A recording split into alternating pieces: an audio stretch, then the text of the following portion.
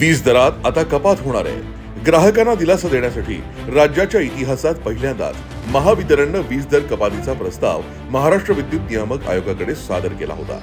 या प्रस्तावाची दखल घेत 26% वीज दर कपातीचा महत्त्वपूर्ण निर्णय आयोगानं घेतलाय. या निर्णयामुळे घरगुती, औद्योगिक आणि व्यावसायिक अशा सर्वच ग्राहकांना मोठा दिलासा मिळणार आहे. उद्योग व्यवसायांना देखील गती मिळणार आहे.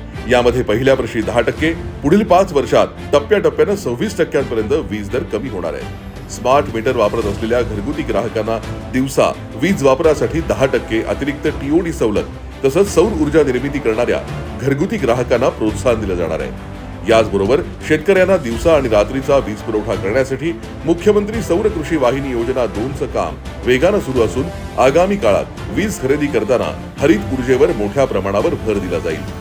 या निर्णयामुळे हे सरकार सर्वसामान्यांचं आहे, समाजातील प्रत्येक घटकाला न्याय देणारा आहे.